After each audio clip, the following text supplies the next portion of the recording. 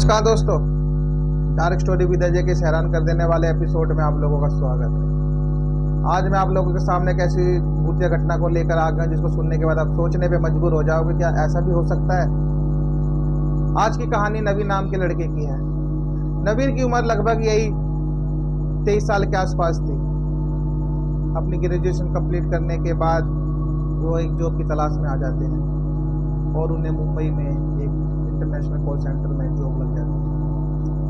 नवीन आमतौर से इंदौर से बिलोंग करते थे, लेकिन जॉब करने के चक्कर में मुंबई आ जाते हैं और मुंबई में एक किराए पे घर लेते हैं और कॉल सेंटर में जॉब करने लग जाते हैं। कॉल सेंटर में एक निधि नाम की लड़की भी काम किया करती थी।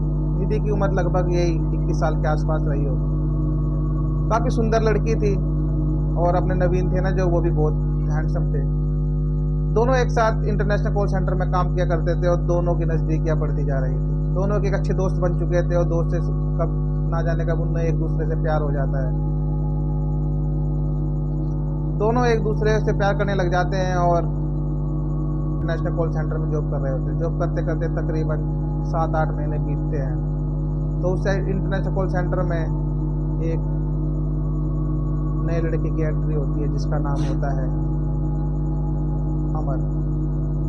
अमर उस कॉल सेंटर में आते हैं और धीरे धीरे उनकी जो नज़दीकियाँ होती है ना, वो निधि के साथ बढ़ने लग जाती है। निधि और अमर भी एक दूसरे को हंसी मजाक बातचीत करना, तो जो अपने नवीन होते हैं ना, उनको ये चीज़ पसंद नहीं आती है। वो निधि से कहते हैं, यार तू ना अमर से ज़्यादा बातचीत करती है और मेरे को बहुत इग्नोर कर रही है। तो निधि कहती है, तुम मुझे मेरी लाइफ में ज़्यादा दखल अंदाजी मत किया करो। मैं किसी से बात करूं या कुछ भी करूं, तुम्हें इससे क्या मतलब है। तो नवीन कहते हैं, यार मैं तुझसे प्यार करता हूँ, तुम मुझसे प्यार करती है और 2 दिन के आए हुए लड़के के साथ तू बातें कर रही है तो मुझे तो बुरा लगेगा ही। निधि कहती है, मेरी ज़िंदगी में चाहे कुछ भी करूँ, तुम्हें इससे कोई मतलब। धीरे धीरे निधि अमर से प्यार करने लग जाती है। अमर और निधि एक दूसरे को मिलना जुलना करने लग जाते हैं और नवीन को बिल्कुल ही छोड़ देती है। ये जब निधि जो निधि थी अमन से प्यार करने लग जाती है और अपने जो नवीन होते हैं उनको बिल्कुल इग्नोर करने लग जाती है। धीरे धीरे जो नवीन है ना, वो डिप्रेशन में रहने लग जाते हैं। वो यही सोचते रहते हैं कि अभी नया लड़का आया और जो अपनी नवीन थे कि मुझे इसने छोड़ दिया। उनको ये बात बिल्कुल भी पसंद नहीं आ रही थी। नवीन धीरे धीरे डिप्रेशन में जाते जा रहे थे और एक दिन नवीन वहाँ से जॉब छोड़ देते।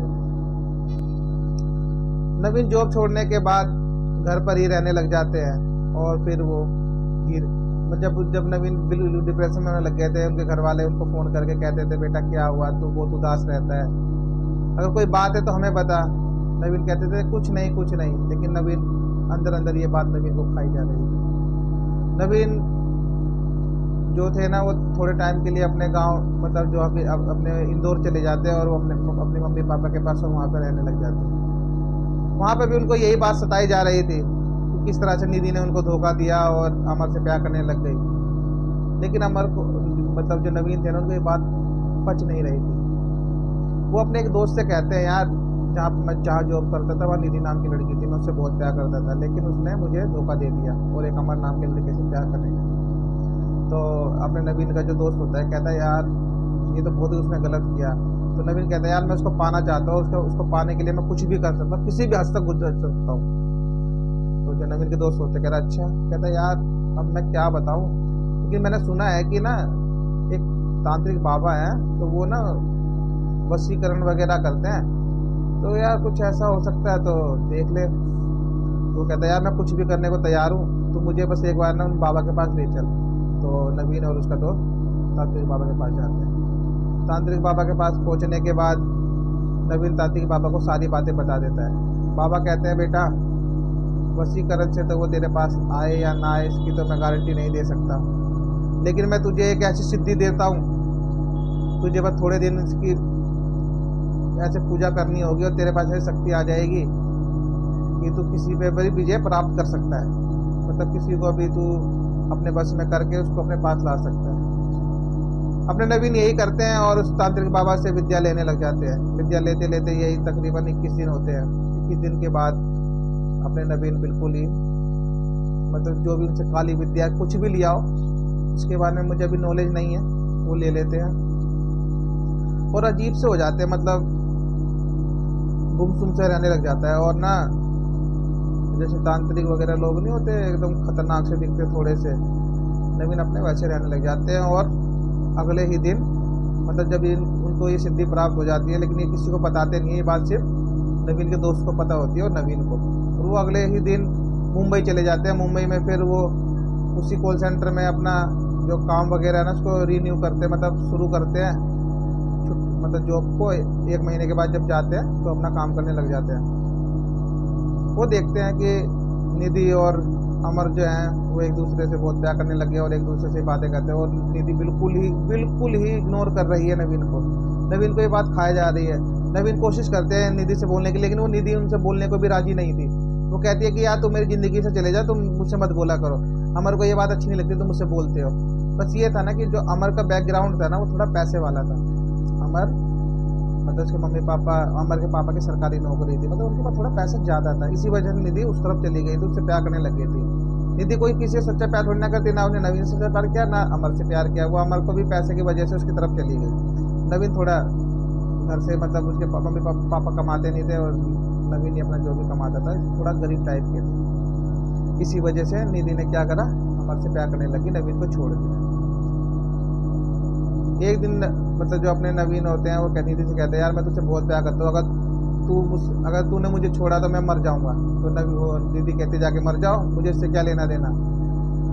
धीरे धीरे अमर और जो निधि होती है ना इनके घर पे बातचीत बढ़ती है और इनकी शादी की डेट फिक्स हो जाती है। इनकी शादी होती है। शादी वाले दिन नवीन बहुत रोते हैं और कहते हैं कि मतलब इसको फ़ोन करते हैं निधि को। निधि कहती है आज मेरी शादी है, तुम मुझे फ़ोन करके क्यों मेरी ज़िंदगी में आग लगाना चाहते हो, तुम फ़ोन रख दो, मुझे तुमसे कोई बात नहीं करनी, क्यों डिस्टर्ब कर रहे हो मुझे। मतलब इनको डांट देती है बिल्कुल बुरी तरह से।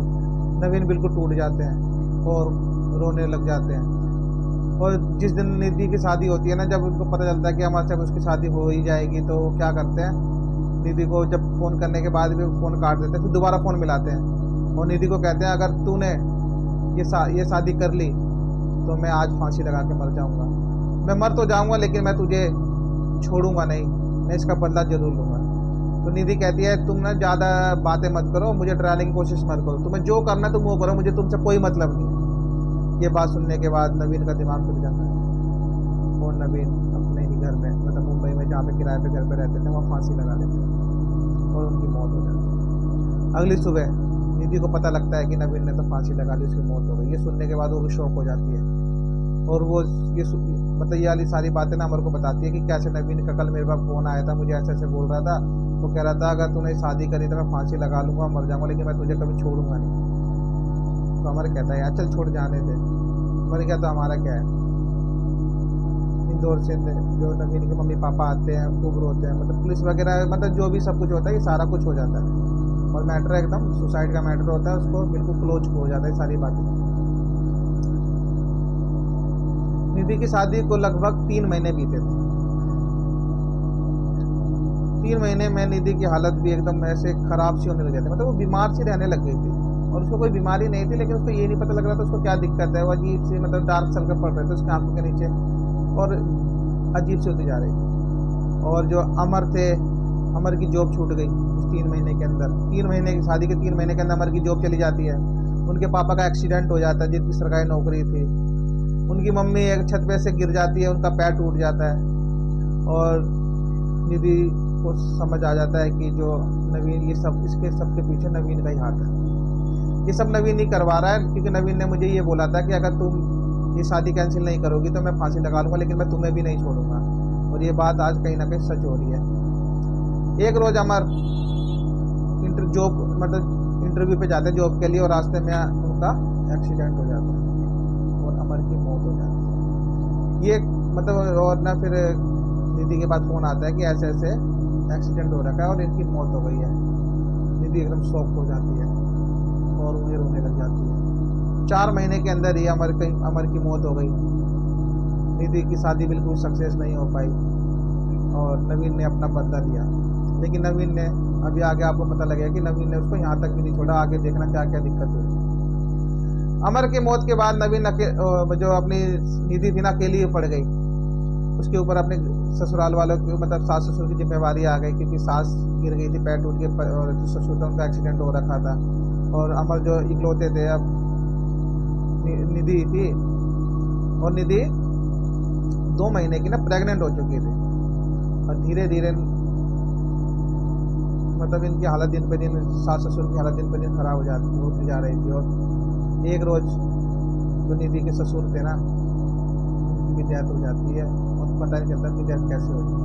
और मेडिकल में तो हार्ट अटैक बताया गया था, लेकिन उनको कोई हार्ट अटैक की बीमारी थी नहीं, एकदम से उनको हार्ट अटैक आया और उनकी मौत हो गई। निधि और निधि की सास घर में बची, और निधि 8 महीने की प्रेग्नेंट थी। 1 महीने बाद ही उनकी डिलीवरी होने वाली थी, और डिलीवरी हुई और उन्होंने एक बच्चे को जन्म दिया, एक लड़के को जन्म दिया। लड़के को जन्म के बाद फिर निधि उस लड़के को पालने लगी, और धीरे धीरे जब लड़का 1 साल का हो गया ना, तो निधि की हालत इतनी खराब हो गई कि निधि के पास खाने के लिए भी लाले पड़ गए। धीरे धीरे निधि का सब कुछ बिक गया, और पता नहीं, उनको पता ही नहीं चल रहा था कि ये कैसे हो रहा है। उनकी जमीन जायदाद जो ससुर ने बनाई थी, सब कुछ धीरे धीरे उन्होंने सब बिक गई। और उनकी जो सास थी ना, उनकी भी मरने की हालत हो गई। और 2 महीने बाद जब लड़का 1 साल का हो गया, उसके 2 महीने बाद भी उसकी सास भी मर गई। अब निधि पड़ गई अकेली, अपने निधि और उनका लड़का। अब धीरे धीरे निधि के पास कोई जॉब नहीं बची, कोई उसको जॉब ही नहीं देता था। निधि की फाइनेंशियल हालत बिल्कुल खराब होती जा रही थी। निधि अब क्या करने लगी, एक प्राइवेट फैक्ट्री थी, वहाँ पे जॉब करने लग गई। और वहाँ पे उसको ज़्यादा सैलरी नहीं मिलती थी, लगभग ये 12,000 रुपये मिलते थे। बस वो 12,000 रुपये कमाती थी और अपना और अपने बच्चे का पेट भर रही थी। एक रोज़ उसको उस फैक्ट्री से भी निकाल दिया गया। निधि ने बहुत गिड़गिड़ाई कि प्लीज़ मुझे यहाँ इस जॉब से तो मत निकालो, नहीं तो मैं अपना घर का खर्चा कैसे चलाऊँ। लेकिन कंपनी वालों ने बोल दिया कि अभी हमारे पास इतना काम नहीं है, मतलब कुछ एक्सक्यूज देकर उसको जॉब से निकाल दिया। निधि अपने घर आती है और यही सोचती रहती है, क्या करूं, नवीन ने तो मेरे से इतना बदला ले लिया जिसकी कोई हद ही नहीं। एक रोज नवीन निधि के सपने में आता है और कहता है कि देखा, मैंने अपना बदला पूरा कर लिया। मैंने कहा था ना, अगर तू मेरी नहीं हुई तो किसी की भी होने नहीं दूंगा, और मैं तुझे इतना ही नहीं अभी तो और भी बर्बाद करूंगा। ये सपना देखने के बाद निधि अचानक से उठती है और वो चारों तरफ ऐसे ऐसे करके देखती है, कोई इसको दिखाई नहीं देता। कहती है यार कितना कैसा सपना था ये। मतलब सपने में नवीन आया और उसको सारी ऐसी बातें बोला। फिर उसने तुरंत यार सारी बातें ना अपने घर पे बताई, यार ऐसे ऐसे हुआ और ऐसे नवीन सपने में आया था, ऐसे ऐसे कह रहा। उसकी मम्मी निधि को ना कहती है कि बेटा, अब जो निधि थी ना वो भी थोड़े गरीब परिवार से थी, इसीलिए लालच के मारे अमर से शादी कर ली थी। तो उसकी माँ कहती है बेटा, हमारी भी फाइनेंशियल कंडीशन कुछ इतनी अच्छी नहीं है, लेकिन मैं क्या करूँ, लेकिन ठीक है, एक तांत्रिक बाबा है, उसके पास चलते हैं, वो कोई सोल्यूशन देंगे। निधि तांत्रिक बाबा के पास अपनी माँ को लेके जाती है, मतलब उसकी माँ और निधि और तांत्रिक बाबा के पास जाते हैं। और तांत्रिक बाबा निधि को देखते ही बता देते हैं कि इसके ऊपर तो एक बहुत ही बड़े भूत पिशाच का साया है। मतलब जो अपना नवीन था ना, उसने एक ऐसी सिद्धि प्राप्त कर ली थी कि मरने के बाद वो एक पिशाच बन चुका था। वो भी इतना ताकतवर पिशाच बन चुका था ना, जिसकी कोई हद नहीं। तांत्रिक बाबा कहते हैं कि ये मेरे बस की बात नहीं है, इसको अभी यहाँ से ले जाओ, अगर तुम इसको अभी नहीं ले जाओगी तो वो मुझे भी मार देगा। तांत्रिक बाबा भी डर जाते हैं। ये देखने के बाद ना जो निधि की माँ होती है ना, वो बिल्कुल शहर से जाती है। निधि भी डर जाती है कि जब तांत्रिक बाबा डर गए, जब वो कह रहे हैं कि मुझे मार देगा, तो हमारी क्या औकात। निधि और निधि की मम्मी को तांत्रिक बाबा तुरंत कहते हैं यहाँ से जाओ, क्योंकि शायद जो तांत्रिक बाबा थे ना, वो नवीन को साक्षात देख पा रहे थे कि वो उनके साथ आया हुआ था। और अगर तांत्रिक बाबा कुछ करने की कहते हैं ना, वो तांत्रिक बाबा को भी हो सके मार सकता है। तांत्रिक बाबा तुरंत उनको भगा देते हैं और वहां से कहते हैं आप प्लीज यहाँ से चले जाओ, मेरे बस की बात नहीं है, आप कहीं और देखो। निधि अपने घर आती है, मतलब अपनी मम्मी के घर आती है, खूब रोने लग जाती है। कहती है कि मम्मी मेरी जिंदगी तो बिल्कुल खराब हो गई, मैं क्या करूँ, मेरे पास तो खाने के भी पैसे नहीं बचे, मेरी तो भिखारियों वाली हालत कर दी उसने। मतलब उसने धीरे धीरे जो अपना नवीन था, उसने निधि की हालत ही खराब करके रखी। उसके पास खाने के एक भी पैसे नहीं बचे। एक रोज निधि जब अपने घर आ जाती है ना, तो सो रही होती है। सोते सोते उसके अचानक उसको क्या नजर आता है कि सामने नवीन लाल लाल आंखें लेके खड़ा है और निधि को देख के एकदम बियर्ड से स्माइल कर रहा है। इतनी डर लग रहा है ना उसकी स्माइल देख के कि निधि इतनी जोर से चीखती है, लेकिन उसकी चीख सुनने वाला उस घर में कोई नहीं होता। चीख के वो बैठ जाती है, कहती, और नवीन के आगे हाथ जोड़ कहती है कि प्लीज मुझे माफ कर दो, मुझे अपनी गलती का एहसास है, मुझे माफ कर दो, प्लीज मेरी जिंदगी से चले जाओ, तुमने सब कुछ तो बर्बाद कर दिया, अब मेरे बच्चे को और मुझे जीने दो, हमें हमारे हाल पे छोड़ दो, तुम अब कितना बदला लोगे। नवीन बियर्ड से स्माइल फिर करता है, वो कहता है अभी तो मैं तेरी जिंदगी और बर्बाद करूंगा। ये सुनने के बाद निधि कहती है अब तो मेरे पास कुछ भी नहीं बचा, अब क्या बर्बाद करूँ। जिस घर में निधि रहती थी वो घर भी बिक जाता है, क्योंकि निधि के खाने के पास पैसे नहीं होते हैं। निधि किराए के घर में रहने लग जाती है और अपना जो पैसा घर बेचा था उससे पाला पोषण करते हैं अपना। धीरे धीरे वो पैसे भी खत्म हो जाते हैं और निधि की एकदम भिखारी वाली हालत हो जाती है। निधि होती है ना, उसकी सहेली थी एक, वो निधि को कहती है कि मैं पुजारी बाबा को जानती हूँ, वो बहुत सिद्ध पुरुष है, वो तुम्हारी जरूर हेल्प करेंगे। वो उनको लेकर ना उस बाबा के पास जाती है और बाबा की उम्र ना बहुत ज़्यादा होती है। वो एक मंदिर में रहते हैं, मंदिर का नाम नहीं बताऊंगा मैं आप लोगों को, एक मंदिर में रहते हैं। वो जैसी जाती है, बाबा निधि को देखते ही कहते हैं ये अकेली नहीं आई है, इसके साथ एक पिशाच आया है। तो वो पिशाच कोई आम पिशाच नहीं है, बहुत ताकतवर पिशाच है। तो जो निधि की सहेली होती है वो कहती है बाबा मेरी जो सहेली है ना वो बहुत परेशान है, उसका सब कुछ बर्बाद हो चुका है, प्लीज उसकी कोई हेल्प कर दो। तो बाबा कहते हैं कि इसकी तो मैं भी हेल्प नहीं कर सकता, क्योंकि जो पिशाच है ना वो बहुत ताकतवर है, उसने एक सिद्धि प्राप्त कर रखी है और वो इतनी आसानी से तो हमारे काबू में आने वाला नहीं। लेकिन मैं कुछ धागा वागा बांध देता हूँ, ताबीज बना देता हूँ, जिससे उनको थोड़ी राहत मिल जाएगी। जो पुजारी बाबा जो भी होते हैं वो उनको धागा वागा ताबीज बना के देते हैं और निधि और उसकी सहेली घर आ जाते हैं। और निधि की सहेली उस रात उसी घर पर, मतलब निधि के घर पर ही रुकती है। कहती है ठीक है मैं आज तेरे घर पे रुक जाती हूँ, रात हो चुकी थी थोड़ी, अब मैं अपने घर कल जाऊँगी। और उसी रात क्या होता है, नवीन जो उसकी सहेली होती है ना साक्षात उसको दिखाई देने लग जाता है।